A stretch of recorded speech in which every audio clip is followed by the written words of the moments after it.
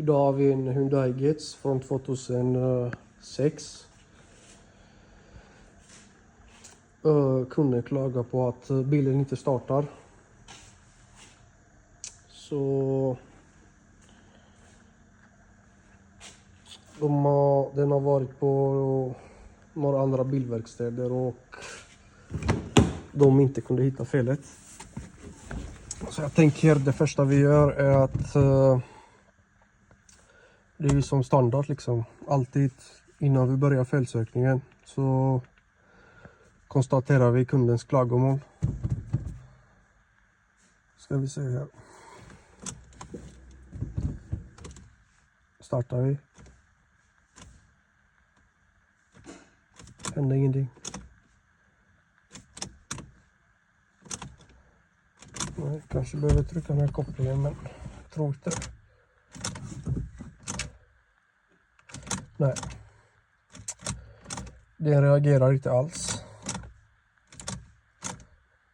Och jag hör inget klick från startmotorn eller något.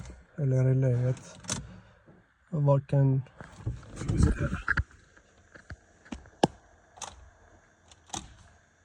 Nej, ingenting klickar. Så då är kundens klagomål konstaterat. Då ska vi börja med nästa steg. Och det är att koppla in datorn. Ska vi se här. Då ska vi se. Kopplar vi in datorn här. Så det är ju nästa steg att kolla felkoderna och se om det är någonting i systemet. Det är ju alltid liksom, det är grunden. Först så börjar vi med att konstatera kundens klagomål. Och sen så läser vi av felkoder innan vi börjar pilla där. Och det är det vi ska göra nu.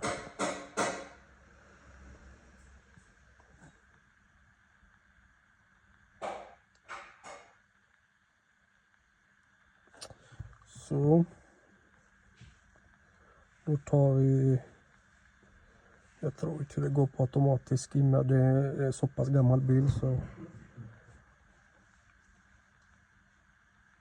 Ska vi se här. Nej, det gick inte. Då tar vi manuell. General. Och det är en Getz 2006 är det. 1,4. Då tar vi och skannar hela bilen.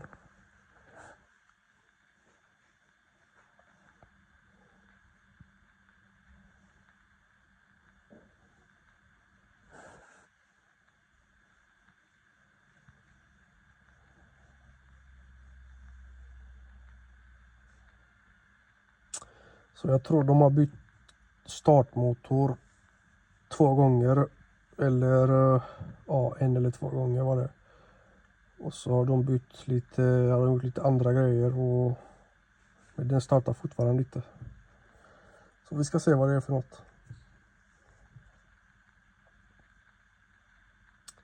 Det är alltså en no crank, no start. Den vävar ju inte alls liksom. Den reagerar inte.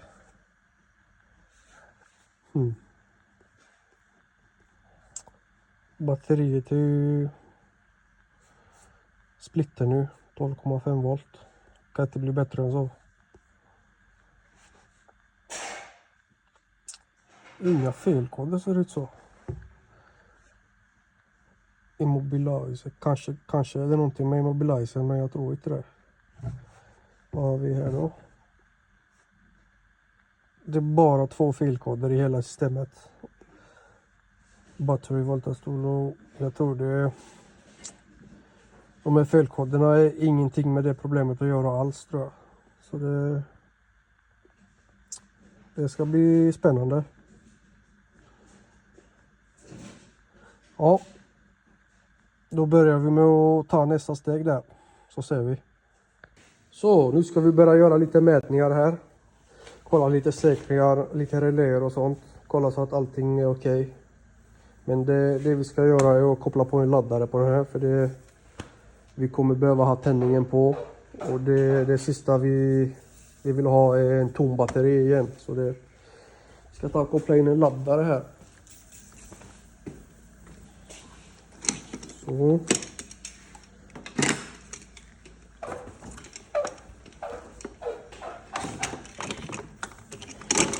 Kopplar vi in plus och minus.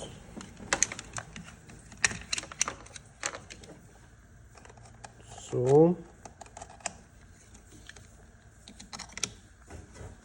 Och lite ström.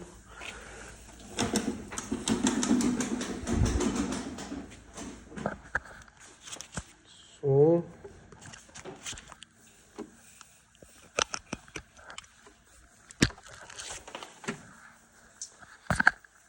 Så lägger vi den på supply så den håller en konstant spänning. Så nu ska vi ta och kolla lite säkringar. Nu ska vi se här.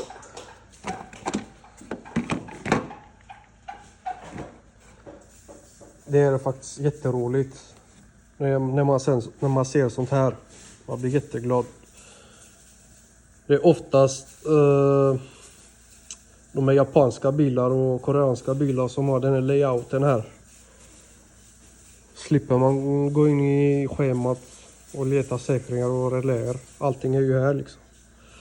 Men vi vill ha startmotorrelän här. Och det är ju den här. Start. Och då är det nog den här.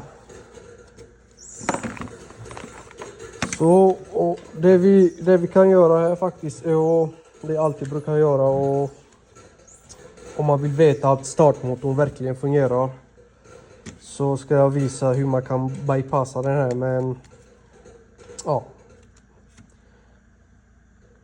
Då tar vi ut den. Det kan vara lite jobbigare den här att få ut. Så. Alltid inspektera. Kolla så att det ser bra ut.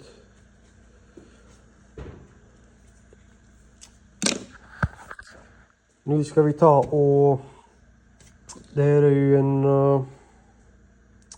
fyrpinnare relä. Så ska vi kolla först att startmotorn funkar.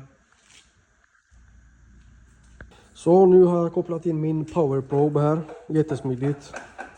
Så det vi kan göra här och nu ska vi hitta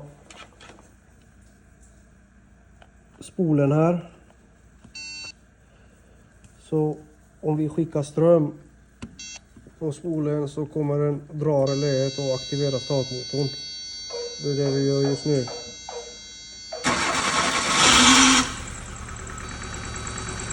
Den startar direkt. Så problemet är inte med startmotorn. Och det är inte så konstigt. De har bytt den 2 gånger. Så nu kan vi stänga av bilen. Så ska vi fortsätta leta. Vad felet är någonstans. Då går vi vidare på nästa steg. Så i med att bilen startade direkt med powerproben från säkringsdosan. Då anser vi att slingan härifrån till startmotorn är okej. Alltså det är ingenting som kan vara dåligt där. Härifrån till startmotorn. Då är problemet från säkringsdosan inne i tändningslåset. Så det är det vi kommer börja lätta nu. Så nu ska vi ta och göra lite mätningar här. Kolla plus och minus och signaler. Så det här är ju ett relä med 4 stift. Och hur det funkar är ju att den sitter ju så. Och det är ju då att på en stift så är det ju konstant plus. På en stift så har vi jord här. Och så på den så har vi Här ska det komma plus när vi startar bilen. Alltså, det är alltså signalen från tändningslåset. Den skickar ju 12 volt hit, så det är plus här också. Och så är det ju då när allting funkar som det ska, då skickar ju den ström via den här stiften här till startmotorn där. Så då är det plus här, jord här, aktivera spolen och då skickar den ut signal till startmotorn. Så vi ska ta och kolla det nu. Vi ska kolla. Här har vi batterimattning, batterispänning. Och det spelar ingen roll om tändningen är på eller av. Det är ju konstant ström på den här stiften här. Hela tiden kommer det ström. Och på den, det är ju stifter då som kommer på via tändningslåset. Och nu ska vi ta och starta bilen och kolla om det kommer något här. Då var det alltså 12 volt när vi startade bilen. Så det, ja, den säger till oss att den har ström. Så om vi har både ström från batteriet och ström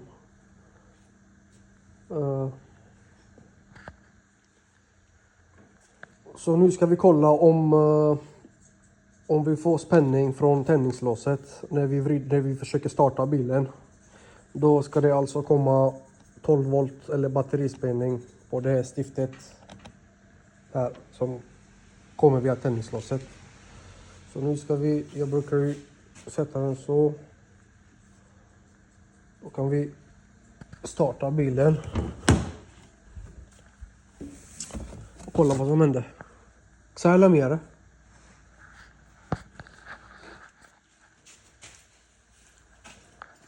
Vad är det?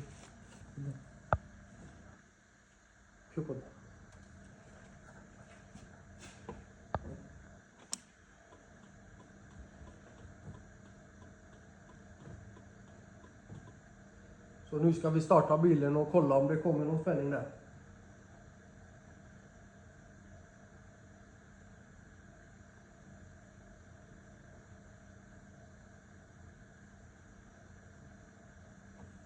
Startar vi igen.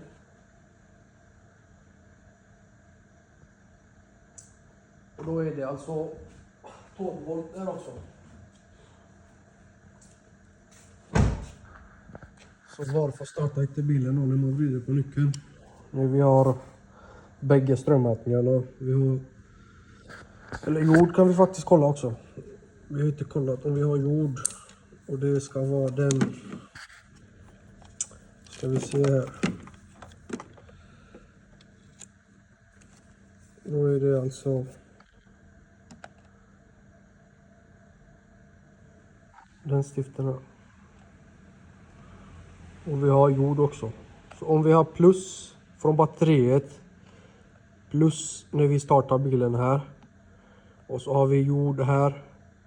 Varför går inte signalen till startmotorn och starta bilen? Ja, det är ju för att vi använder fel verktyg här faktiskt. När man ska kolla spänning på någonting, det här är ju en power probe. Den har ju alltså, när man kollar med den här så det är ju ingen belastning. Man belastar inte systemet. Utan om vi ska göra det ordentligt så ska vi använda en testlampa. Med en liten lampa här i. Så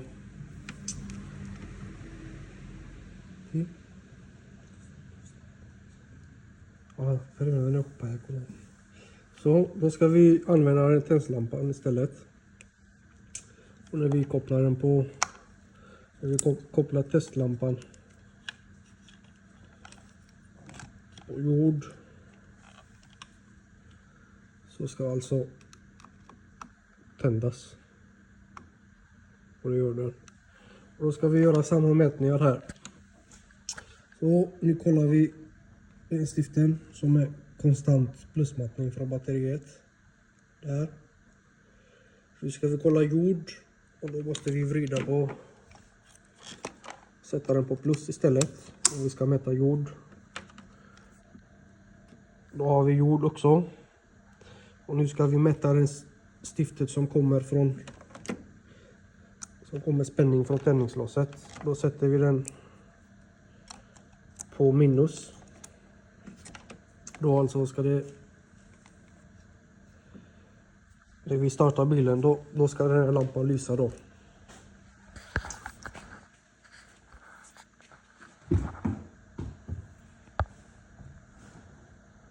Nu vrider jag på nyckeln och startar.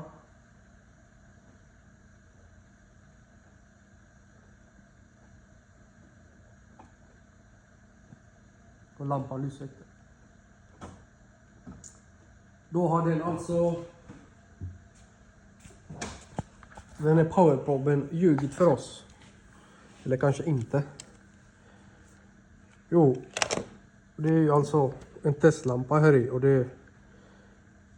den belastar ju systemet då. När man belastar systemet så kollar man ju att hela slingan är okej liksom. Att strömmen kan gå förbi lätt utan konstigheter. Är det avbrott på kabeln eller är den lite klämd eller är den alltså deformerad så kan inte strömmen gå via testlampan där. Det är ju därför den visar ju 12 volt här, för den har ingen belastning liksom. Som vi såg, vi har ju liksom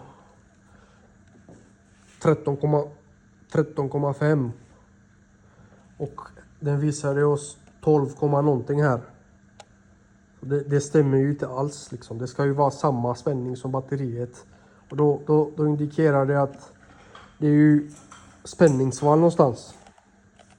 Så där har vi problemet. Det är spänningsvall på stiftet från säkerhetsdosan till tändningslåset. Så då måste vi hitta vilken kabel det är om vi ska gå vidare. Och det är det vi ska göra nu. Så vi ska alltså lossa lite paneler och lite grejer här för att komma åt tändningslåset. Kolla om vi hittar någonting där. Så nu har jag fältsökt här och efter massa test så har jag kommit fram till det här. Det är nämligen så att kontaktstycken och tändningslåset, alltså den sitter ju på tändningslåset så den har ju bränt. Så behöver en sån kontaktstycke och en tändningslås, för den har ju bränt här i. Det är ju det som är felet. Ja, då har vi hittat felet på den här bilen. Vi har ringt kunden och kommit överens att byta tändningslåset och även kontaktstycket där. Så nya är de ganska dyra, som ni ser bilen är jättegammal. Så vi ska försöka hitta begagnade från skroten. Så det kommer fixa bilen till 100%. Så ja, fältsökt och klar. Tack!